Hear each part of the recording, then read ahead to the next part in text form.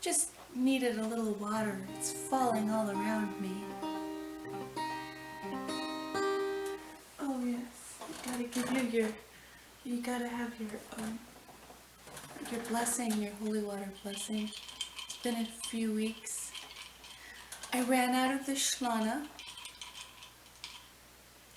What is this? Well, this is another sacred one too.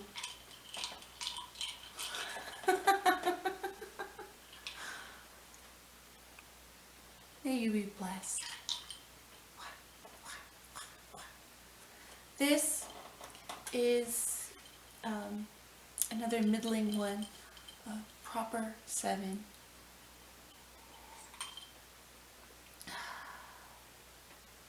It's a little watery right now, so there's a lot of holy water in there.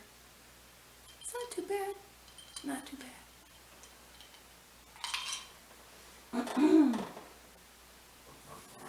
All right. Did all 2 of you miss me?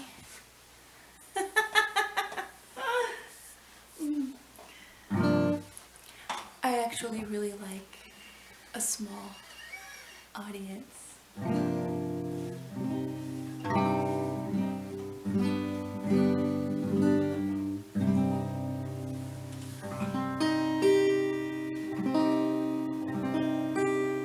When was the last time you waded in the water?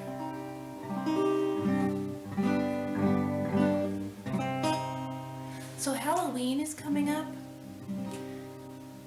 and I was trying to think of something kind of spooky to do for Halloween, like to talk about. And the spookiest and scariest thing I can think of is my mom. And water.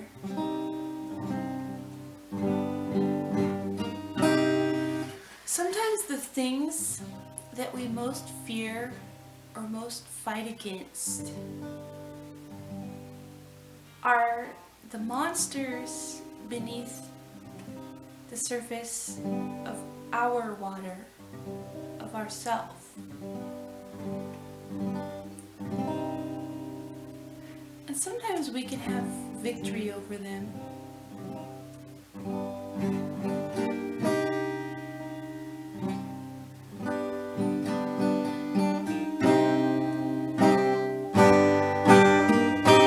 Sometimes we can exercise them for a little while, and then they come back bigger than ever.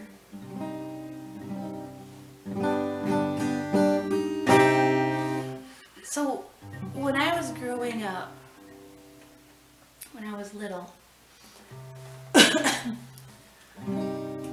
I woke up one morning, I think I was maybe 4 or 5, and me and my brother woke up, and we noticed there was no TV in our living room anymore. And we said, "Mom, where's the TV?"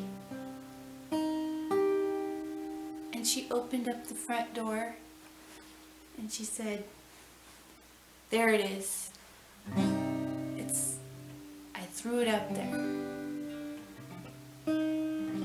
I think first she opened the door though, and there was the TV laying in a big pile of snow that was along the edge of the porch. And it was just laying there in the snow. And she said, I threw it out.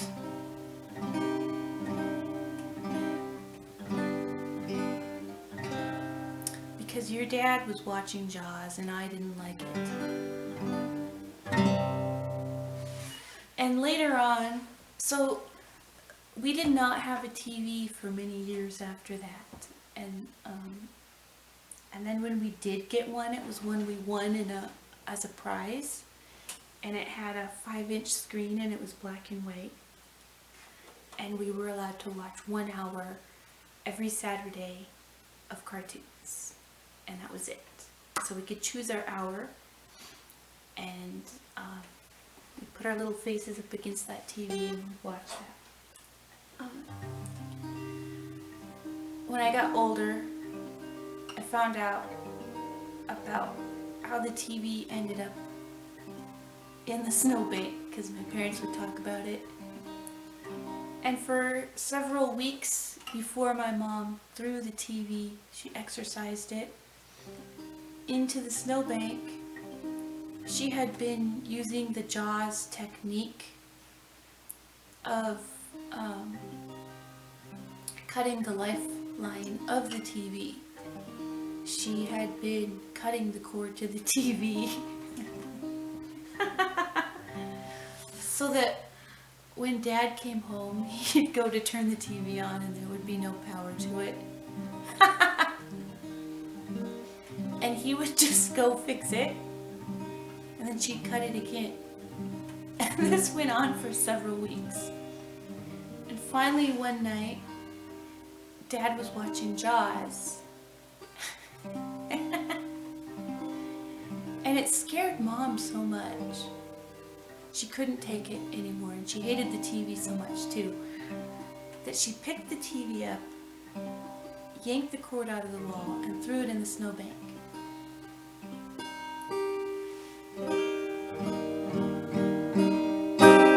So she exorcised the monster from the deep that I really think she subconsciously feared this monster that was inside of her. I think that Jaws evoked her own personal monster. So, later on we did get, I was a teenager, we did get a TV and we were allowed to watch it. As long as it was, I don't know, interesting to her. So, and then I hear from my little sister that the Jaws appeared again, that my mom began cutting the TV cord again.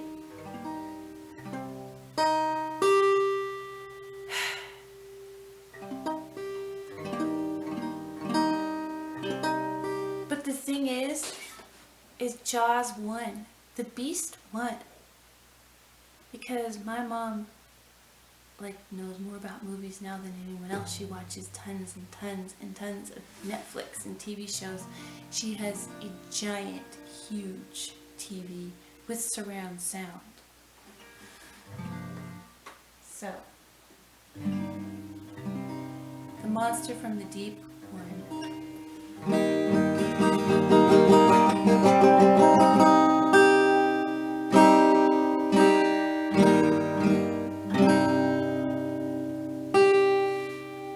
Now my mom is Jaws. She's accepted it and become one with it. So that's not really that scary for Halloween. You know what's scary? And I immediately thought of my mom, is I hear Oxford University has banned clapping, and I don't know if it's for everything, but they've banned clapping because it could be offensive to people with disabilities and anxiety disorders. So what you do now is spirit fingers or jazz hands. Woo-hoo-hoo.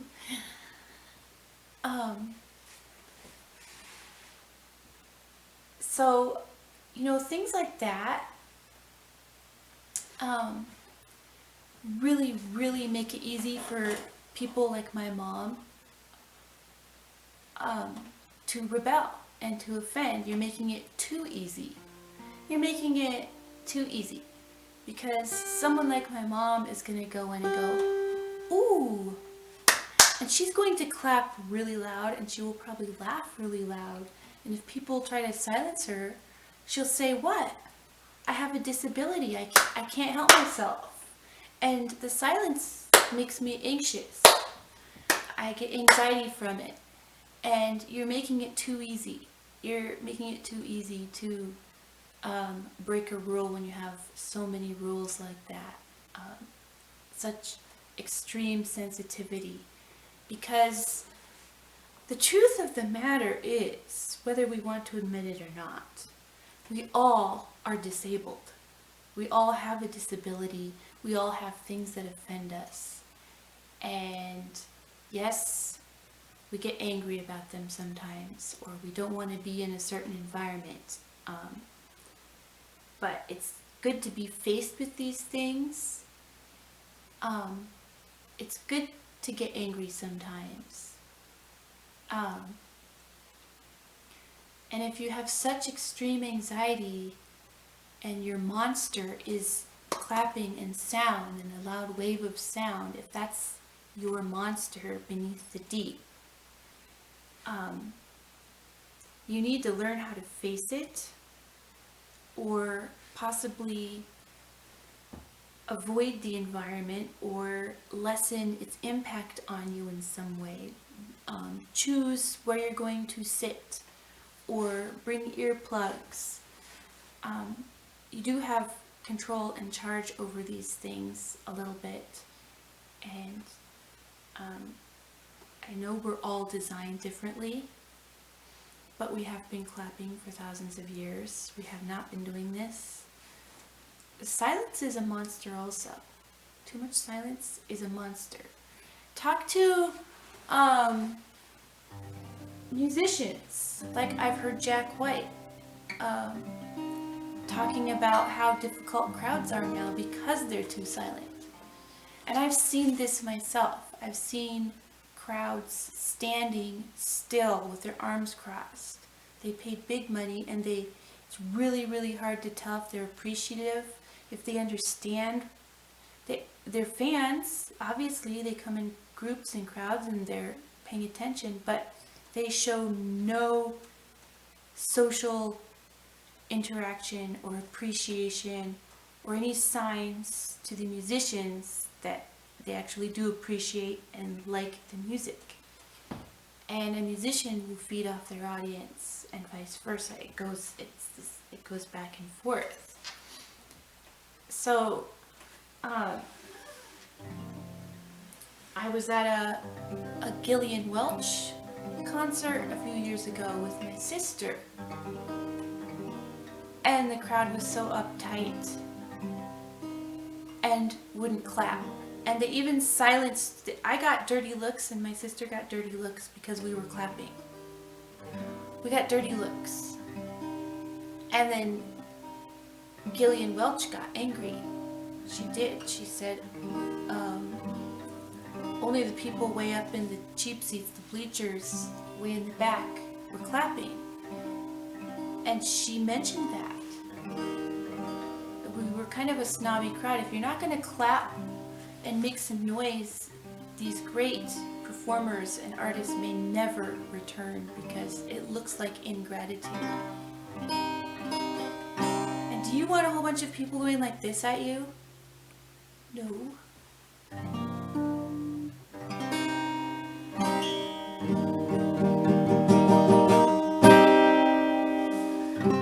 Dip your feet in the water.